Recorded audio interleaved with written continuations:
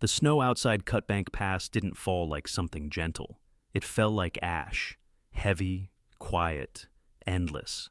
The kind of weather that didn't just cover tracks, it erased them, chewed up sound, swallowed distance, and made every pine tree look like a silhouette standing trial under a gray sky.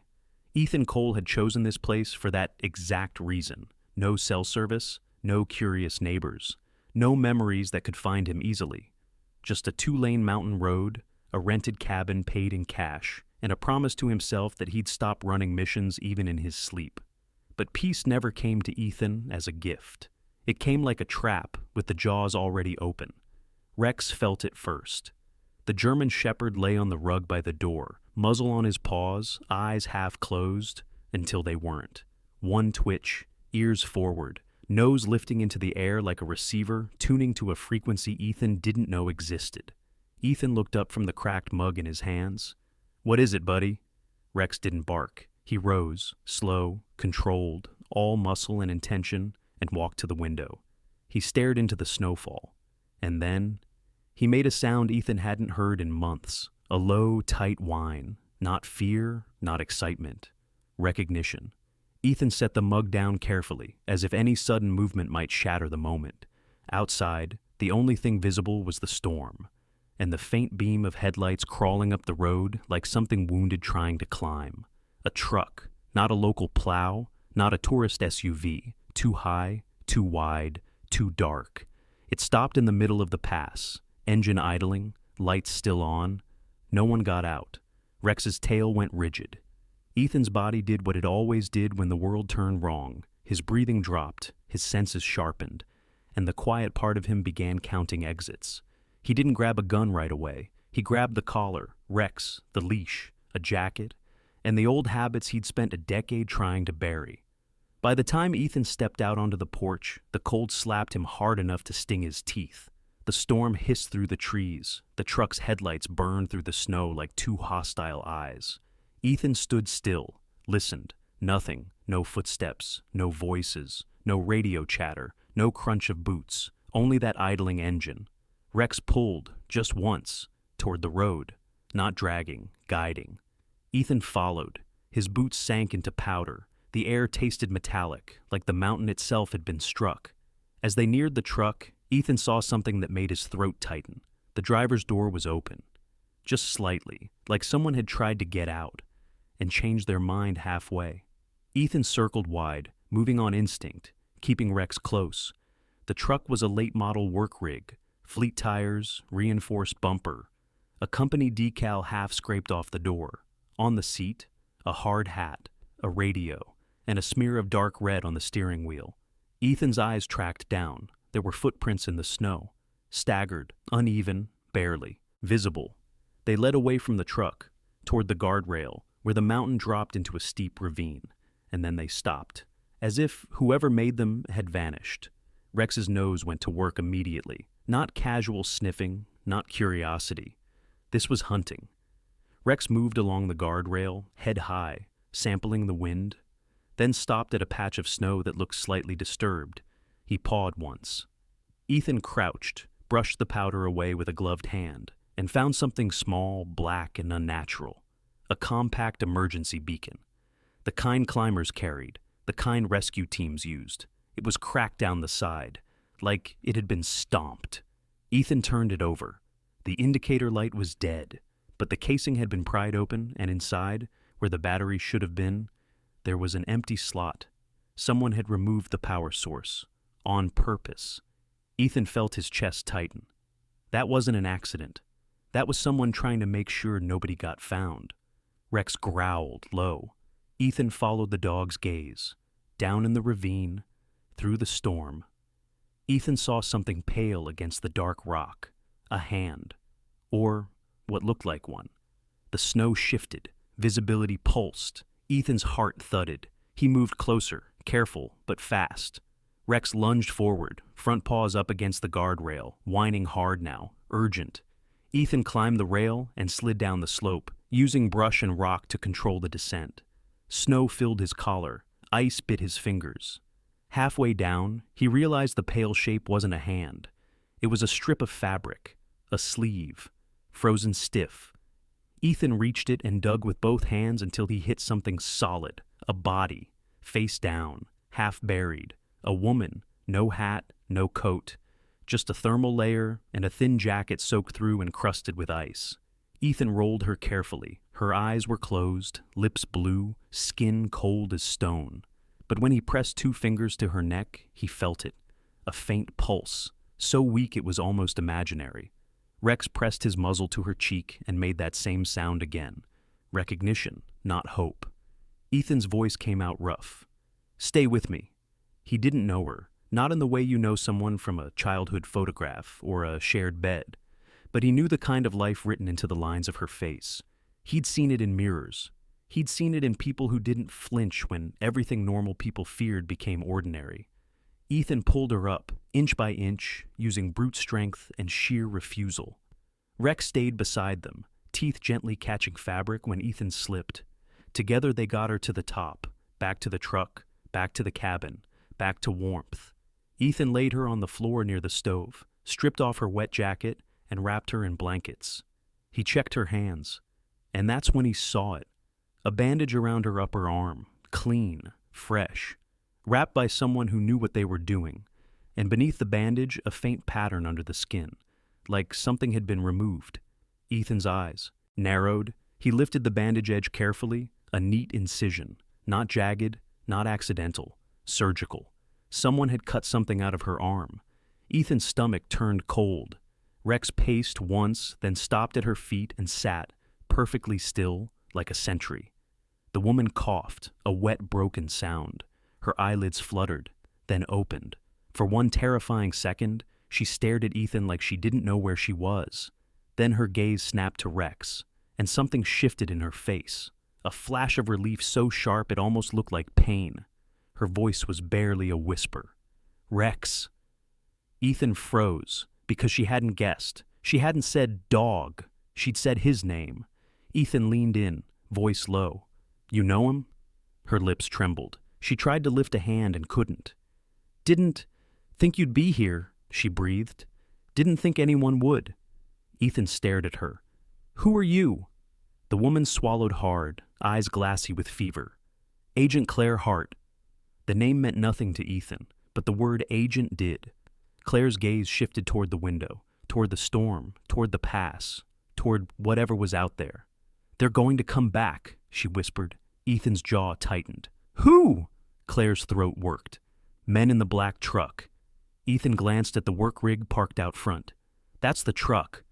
Claire shook her head weakly. "No, that was mine. They staged it, wanted it to look like I wrecked, and froze."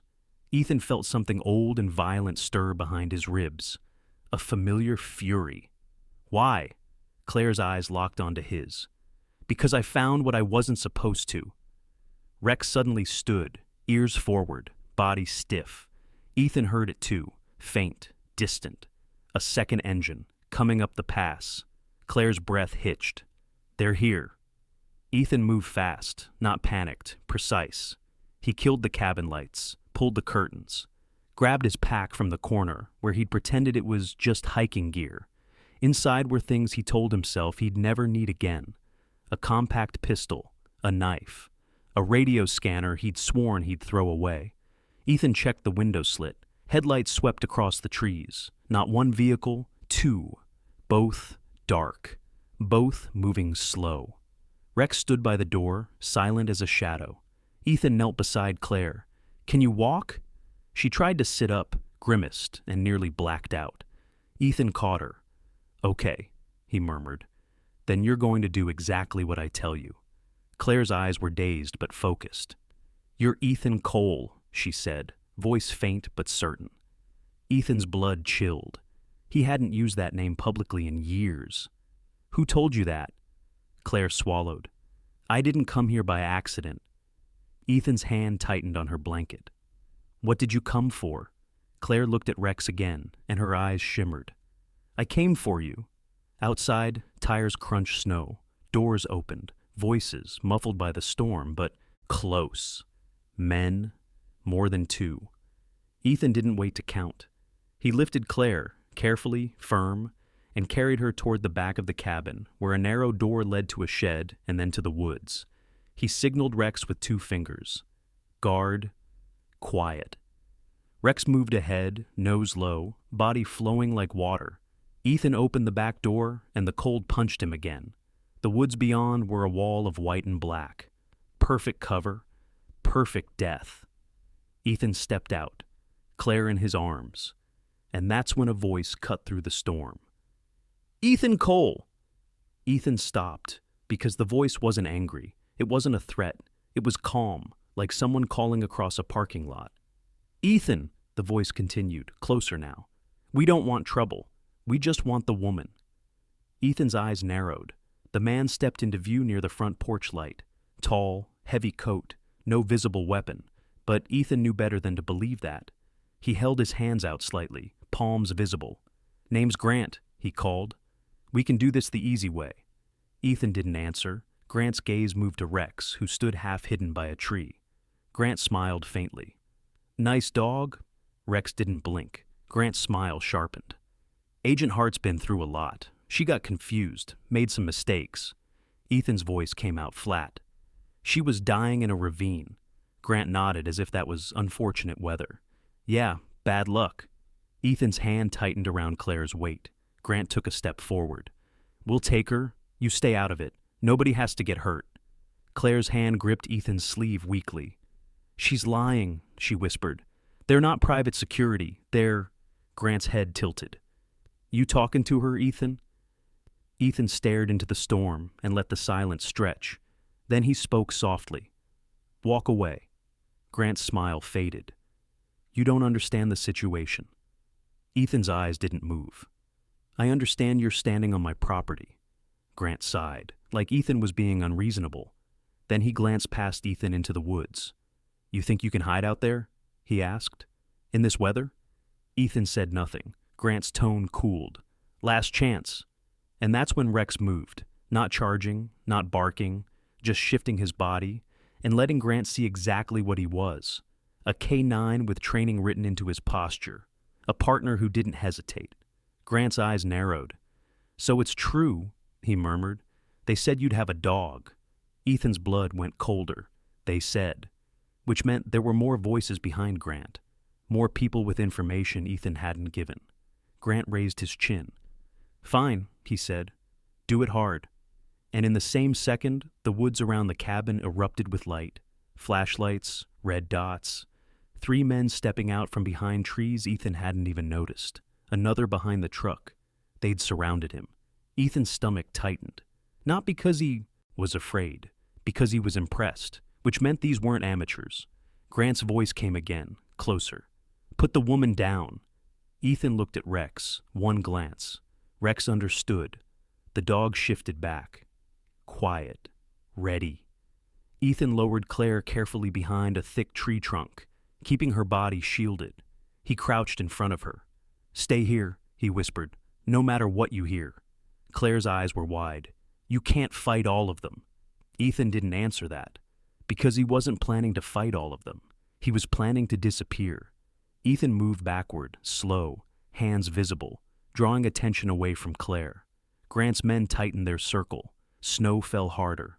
Rex stayed half hidden, still as stone. Grant spoke, voice carrying.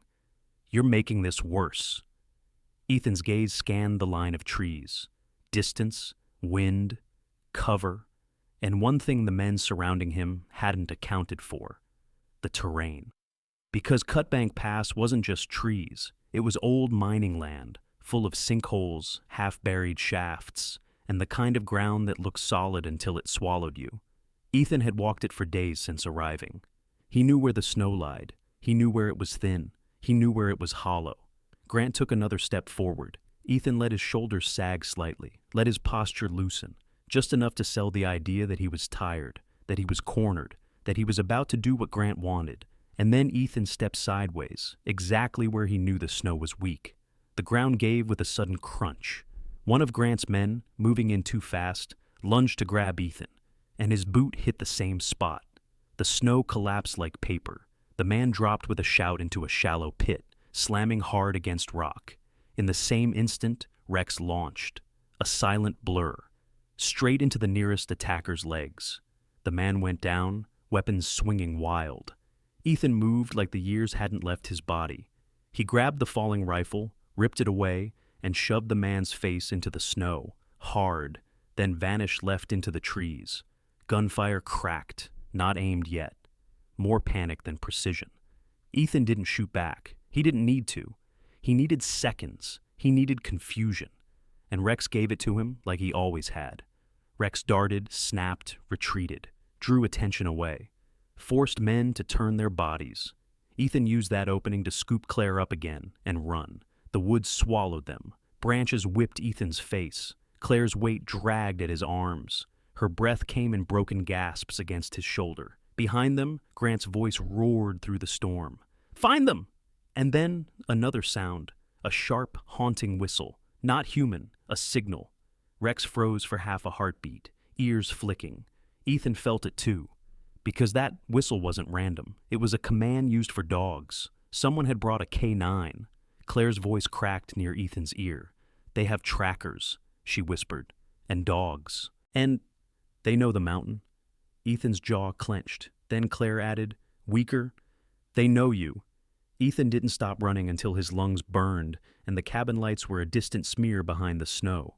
He reached an old service road, barely more than a line cut through trees, leading down toward the abandoned mining complex Ethan had seen from afar.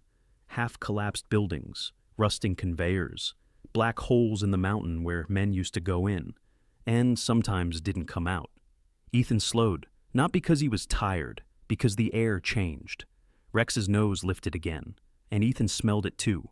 Diesel and something else. Faint, chemical, like a battery leaking.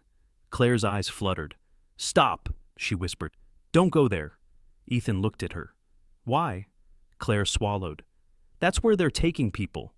Ethan's pulse thudded. "People?" Claire nodded, eyes haunted. "Not just me." Rex growled, deeper now. From somewhere down the slope, a light flickered between trees, a flashlight, moving, hunting. Ethan's mind shifted into the old, cold place. No more running blind. Now he needed answers. He laid Claire down gently behind a rusted piece of machinery near the tree line. He tucked her in a tarp he found hanging from a broken wall. "You stay," he told her. Claire's eyes widened. "No, Ethan, you can't go down there." Ethan crouched close. "You came for me," he said quietly. "Now tell me why." Claire's lips trembled. "They told me you were dead," she whispered. "Or gone, off the grid. But then I found your name in a file that didn't make sense." Ethan's face didn't change, but something in his eyes sharpened. "What file?" Claire swallowed hard, like the words hurt. "A federal contract." Ethan waited. Claire forced it out. "A black program, outsourced, cleaned through shell companies, operating under disaster response, but it wasn't disaster response." Ethan's voice was a low rasp. "What was it?"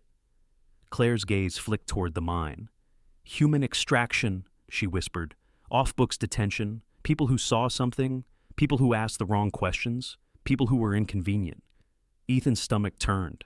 Claire's eyes glistened with fever and fury. "And your name," she whispered, "was listed as a liability." Ethan felt the storm inside him go still, a calm so cold it burned. Claire grabbed his sleeve weakly. "They're not here for me anymore," she breathed. "They're here for you." Ethan stared at her for a long moment. Then he nodded once. "Okay." Claire's eyes widened. "That's it?" Ethan stood, checked Rex's posture. Rex was vibrating with focus, ears angled down the slope. Ethan looked back at Claire. "You brought the storm to my door," he said softly. "Now we're going to find out what it wants." Claire's breath hitched. "I'm sorry."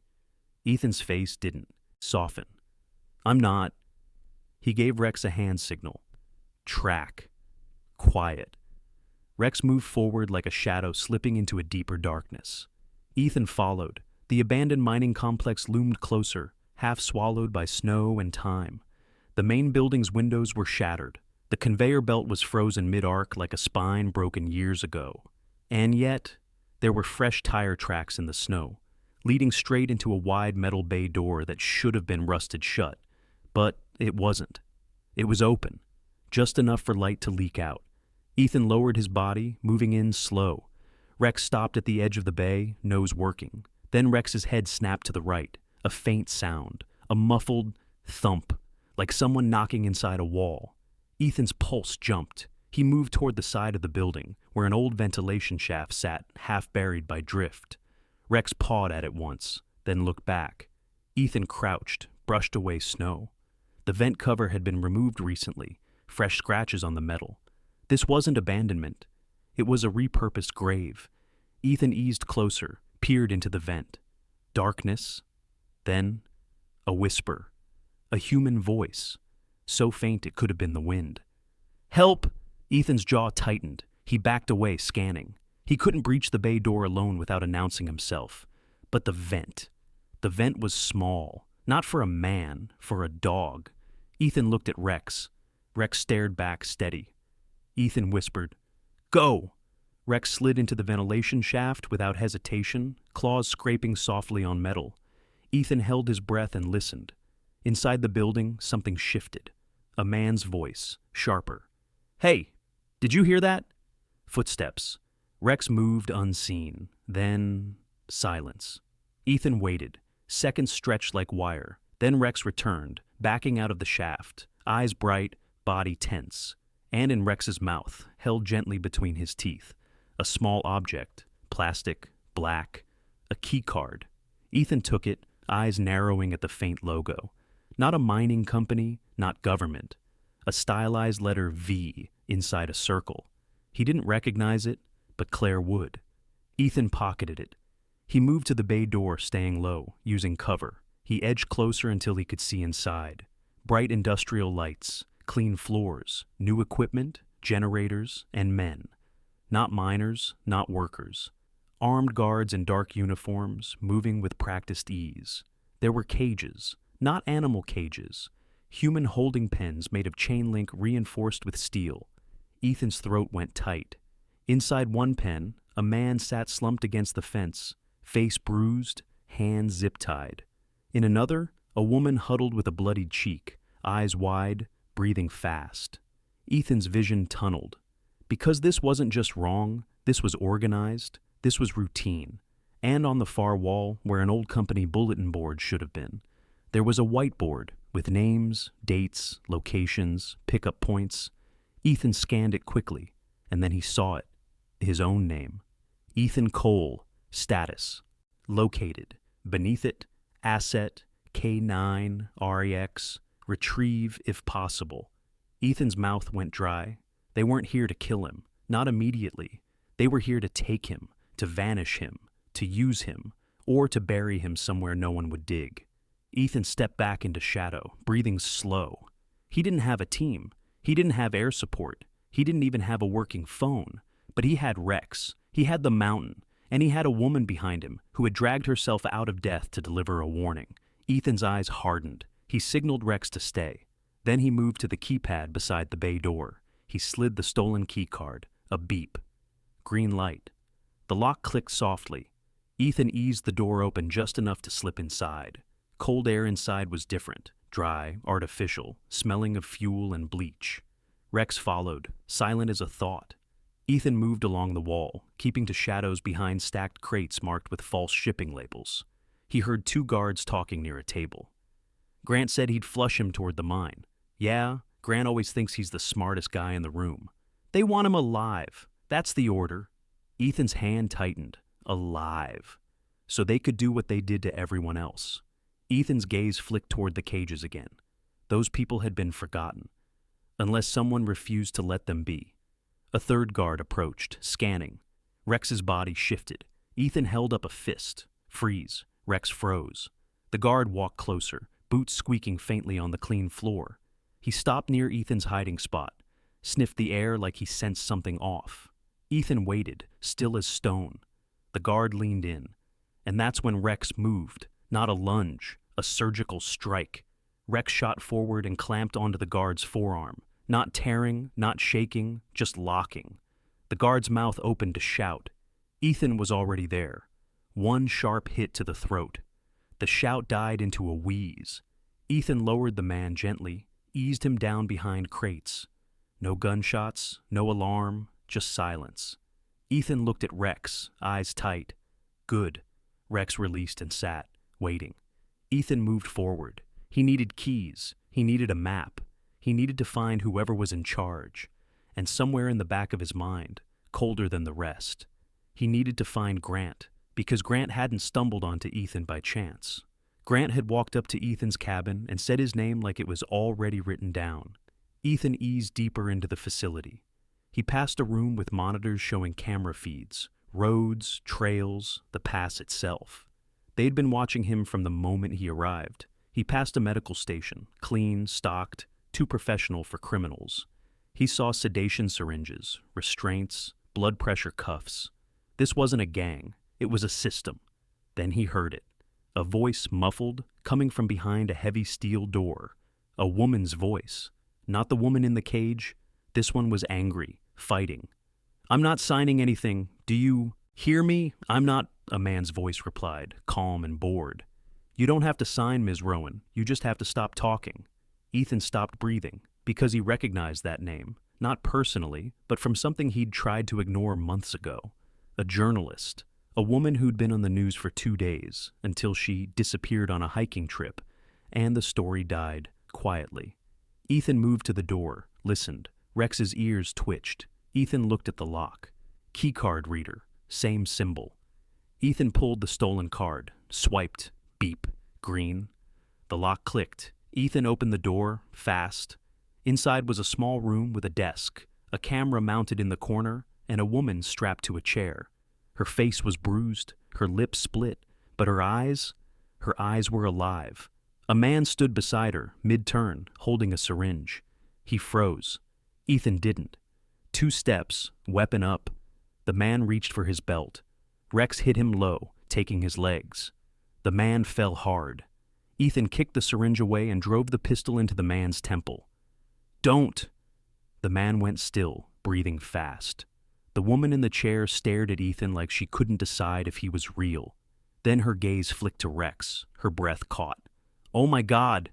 Ethan moved to her restraints. "Name?" The woman swallowed, voice shaking. "Kara Rowan." Ethan's jaw tightened. "Can you walk?" Kara's eyes flicked down. "Maybe," she whispered. "If you get these off, but listen, they're moving people tonight. Trucks, helicopter. They said transfer window." Ethan cut the zip ties and straps fast. "How many?" Kara's face tightened. "I saw at least 8 detainees, maybe more. They're keeping some in the old shaft." Ethan's stomach knotted. The mine. Of course.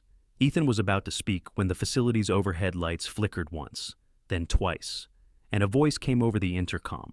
Calm, clipped. "All units, we have a breach." Ethan froze, because the voice wasn't panicked. It was controlled, confident, like whoever owned this place wasn't surprised. Kara's eyes widened. "They know." Ethan's mind snapped into motion. He grabbed Kara's arm. "Move!"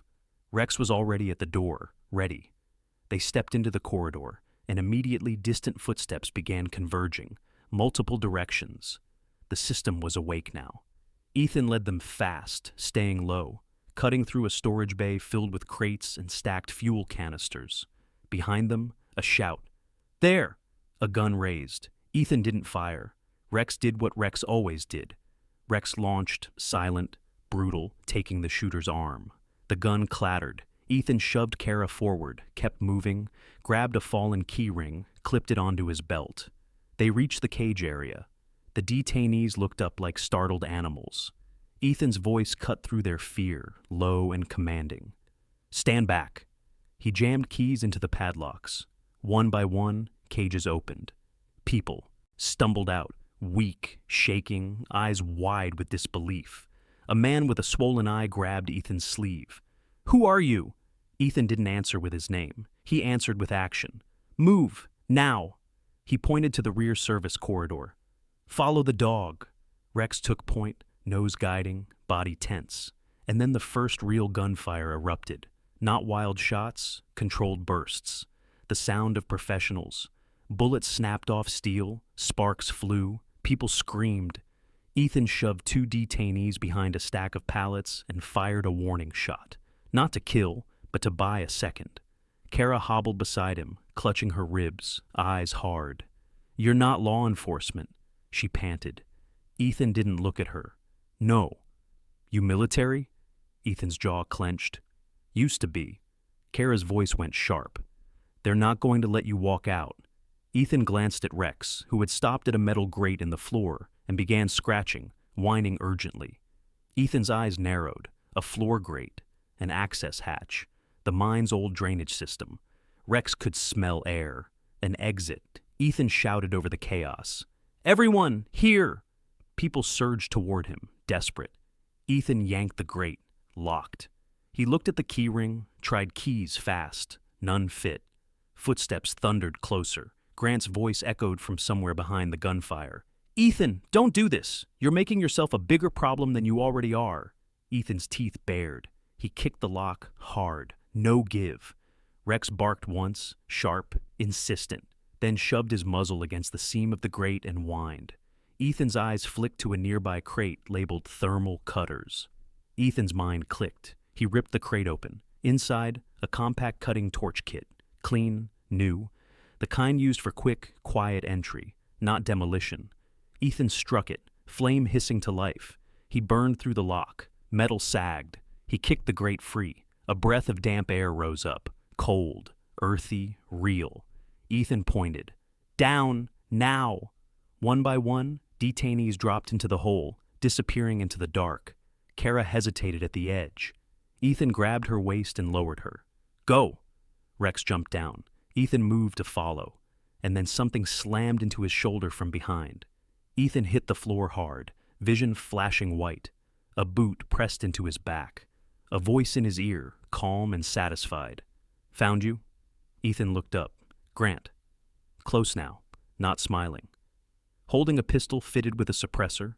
2 more men behind him, rifles up. Grant crouched, pressing the gun lightly to Ethan's head like a reminder. "You could have stayed quiet," Grant murmured. "You could have lived out here until you died of old age." Ethan's mouth tasted blood. Grant's gaze flicked toward the hole. "And now you've opened the cage," he said, almost amused. "Always the hero, even when you're pretending not to be." Ethan's eyes narrowed. "I'm not a hero." Grant smiled, faintly. "No," he said softly. "You're an asset, and you've been missing." Ethan's blood went ice. Grant leaned closer. "You know why Claire Hart came looking for you?" Ethan didn't answer. Grant's voice dropped, intimate.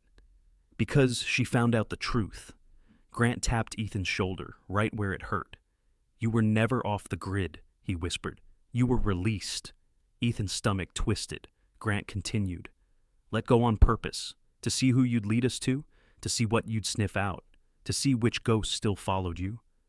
Ethan felt something inside him crack, not grief, betrayal, because Ethan had suspected the world was rotten, but he'd dared to believe his exile was his own choice. Grant's eyes gleamed. "And now," he said, "you've delivered yourself right back to us." A low rumble rose from the hole beneath them. Not the wind, not machinery, a growl. Grant's eyes flicked down, and Rex came out of the darkness like a nightmare. He didn't leap for the throat. He went for the gun arm, clamped, hard.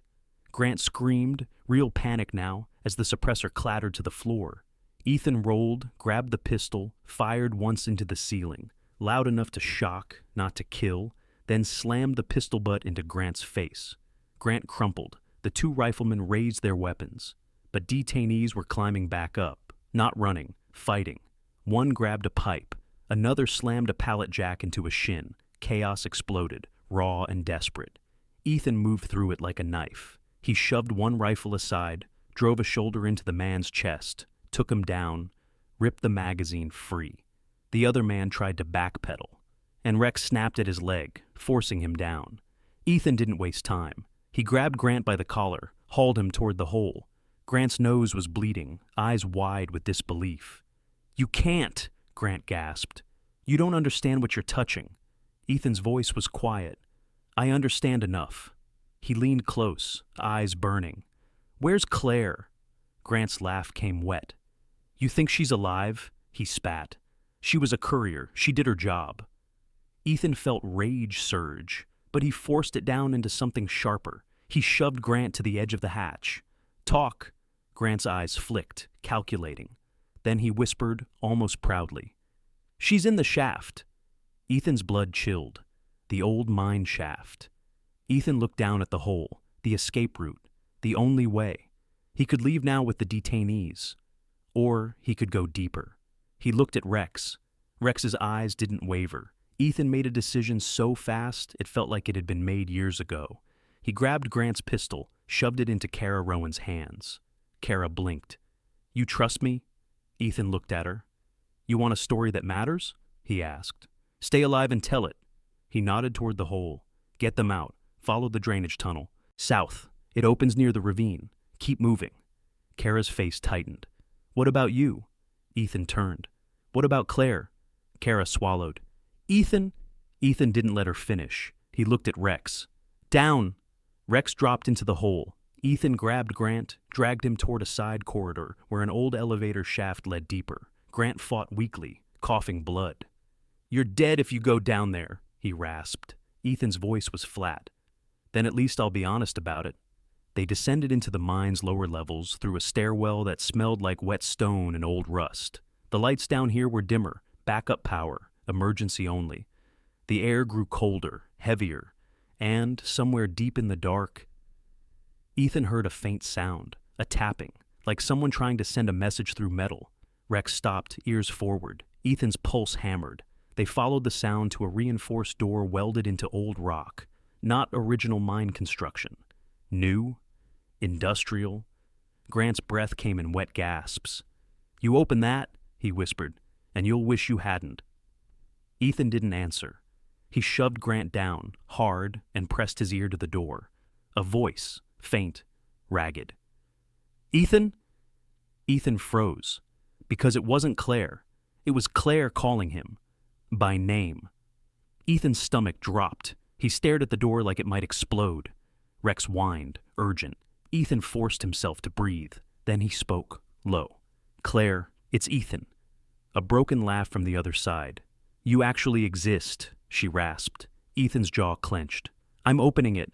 Claire's voice snapped. "No, listen to me. They rigged it. If you breach loud..." Ethan glanced at the hinges, the seams, the fresh bolts. Trap. Of course. Ethan looked at Rex, then at Grant. Ethan's voice became dangerous. "You brought me here," he said softly. "Now you're going to help me open it." Grant blinked, blood in his teeth. "Or what?" Ethan leaned in. "Or Rex takes the other arm." Grant's eyes flicked to the dog. He swallowed. Ethan forced Grant to the door panel, a keypad. Grant's hands shook. "Code," Ethan said. Grant hesitated. Ethan nodded once at Rex. Rex's lips lifted, just a little, showing teeth. Grant whispered a sequence. Ethan watched the panel. Green light. The lock clicked softly. Ethan didn't swing the door open. He eased it, slow, careful, just enough to look inside. A small room, concrete walls, a single chair, and Claire Hart, alive, but barely. Her face bruised, hair matted with sweat, a fresh bandage on her arm where something had been removed. But her eyes. Her eyes were still sharp, still angry, still refusing to die quietly. Ethan stepped in. Rex followed, pressing close to Claire like he'd known her longer than Ethan had. Claire's breath hitched when she saw the dog. "Good boy," she whispered, voice breaking. Ethan moved fast, cutting her restraints. Claire winced, but she didn't cry out. She stared at Grant, who was on his knees in the doorway. "Him!"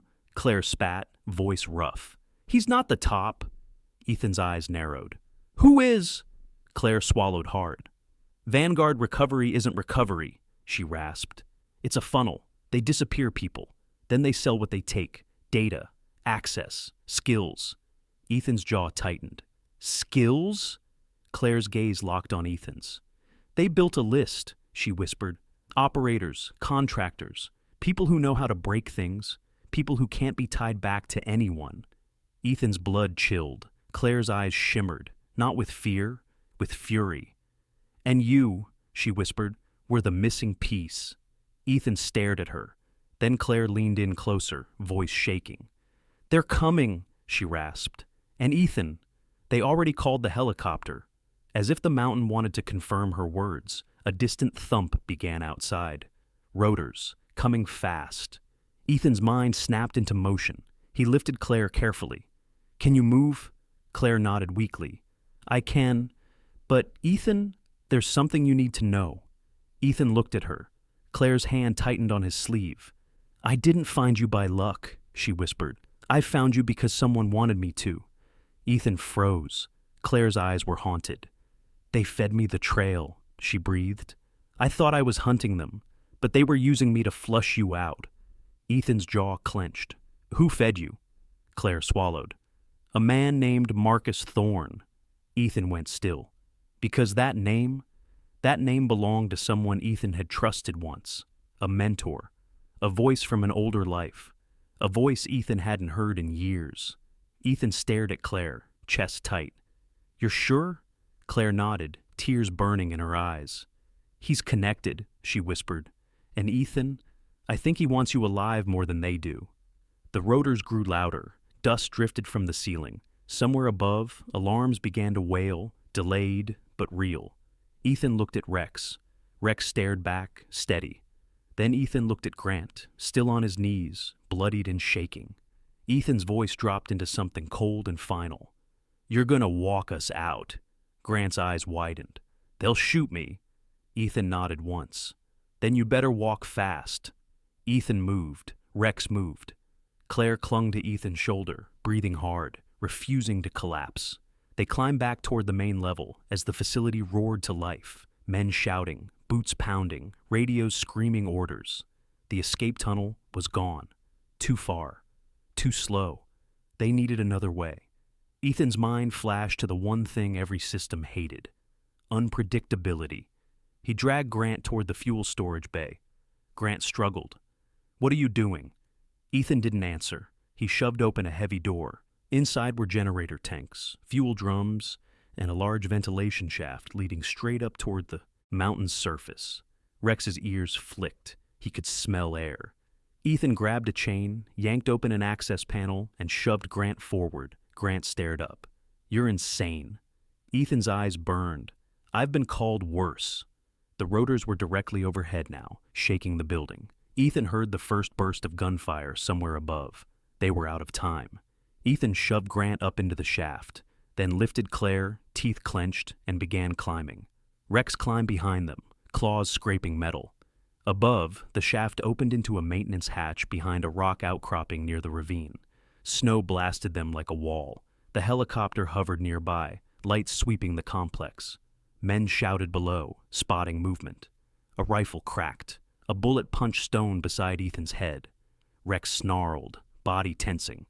Ethan dragged Claire forward, using rocks as cover, toward the ravine path that led downhill. Grant stumbled ahead, panicked. Another shot. Grant flinched. Then, suddenly, his body jerked. A clean hit.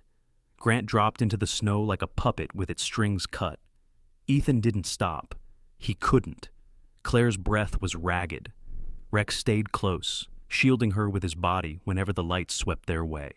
They reached the ravine edge where the drainage tunnel opened, dark, narrow, half-iced. Kara Rowan was waiting there. Her face was smeared with grime. Her hands shook around Grant's pistol. But she was alive. And behind her. Detainees huddled in the trees, watching Ethan like he was a ghost. Kara's eyes widened when she saw Claire. "You got her." Ethan didn't slow. "Move!" he snapped. "Now!" They plunged into the ravine trees as the helicopter's spotlight cut across the snow like a blade. And then, another sound. A whistle. That same sharp command whistle, from closer now, and Rex stopped dead. His ears pinned. Ethan's chest tightened. Because from the ridge above, a dark shape appeared. Not a man, a dog, a K9, bigger than Rex, black coat, handler behind it, and the handler's voice carried down, calm, familiar. "Ethan!" Ethan went still, because he knew that voice. Even after years, even after silence. Marcus Thorn stepped into the light. Older, grayer, but standing with the same quiet authority, the same mentor's posture, the same eyes that always looked like they were measuring the cost of decisions. Thorn's gaze flicked to Rex, then to Claire, then to Kara and the detainees. He sighed, almost sadly. "You made a mess," Thorn said. Ethan's voice came out low and sharp. "You set me up." Thorn didn't deny it. "I tried to protect you," he said calmly, "but you keep refusing to stay buried." Claire's voice rasped beside Ethan. "He's the one," she whispered. "He's the top." Thorn stepped closer, hands open, like Grant had done earlier. "Come with me," Thorn said. "No one else has to die." Ethan's jaw clenched. "And if I don't?" Thorn's expression hardened. "Then you force my hand." Ethan looked at Rex. Rex stared up at the ridge, body vibrating. Not fear, readiness. Ethan's voice dropped into something quiet and lethal. "You taught me something once," Ethan said. "You said the worst enemy isn't the man who hates you." Thorn's eyes narrowed. Ethan continued. "It's the man who smiles while he chains you." Thorn's face tightened. Then he nodded once, like Ethan had answered a test. "Take him," Thorn said softly. The black K9 launched, fast, disciplined, a trained missile. Rex met it halfway. Two bodies collided in the snow with a savage thud. Teeth, growls, muscle, control. Ethan shoved Claire toward Kara. "Get them out!" he snapped. Kara grabbed Claire, dragging her down the ravine path. Detainees scrambled after. Ethan stayed. Because Thorn wasn't just a man with a gun. He was a man with resources. And Ethan understood something now, sharper than the mountain air. This wasn't a rescue story. This was the beginning of a war Ethan hadn't known he was drafted into. Ethan moved forward, weapon up, not to shoot Thorn. Not yet. To buy Rex time. To buy Claire life. To buy the truth a chance to survive long enough to be heard. Thorn watched him approach through the swirling snow. And for a moment, just a moment, Thorn's expression softened. Almost regret. "You should have stayed gone," Thorn murmured. Ethan's eyes burned. "I tried," he said. Then he raised the pistol, not at Thorn's chest, at the helicopter's spotlight. One shot. Glass shattered. The light died. Darkness swallowed the ravine again. And in that darkness, Ethan and Rex moved like the storm itself. Not running anymore. Not hiding. Hunting. Because Ethan finally understood the twist he'd never wanted. He wasn't being chased because he'd done something wrong. He was being chased because he was useful. And Ethan Cole had spent too many years being used. Not anymore. Not while Rex still breathed beside him. Not while Claire Hart's warning still burned in his chest. Not while there were cages in the snow and names on whiteboards and men like Thorn who called it protection. Somewhere down the ravine, Kara Rowan's voice trembled as she urged people forward. Somewhere behind Ethan, Thorn's boots crunched closer. And somewhere in the darkness between them, Rex broke free from the black K9, blood on his muzzle, eyes locked on Ethan like a promise. Ethan exhaled once. Cold air, hot resolve. Then he vanished into the trees with his dog at his side, carrying a truth that was going to get them both killed, or burn the whole machine down trying.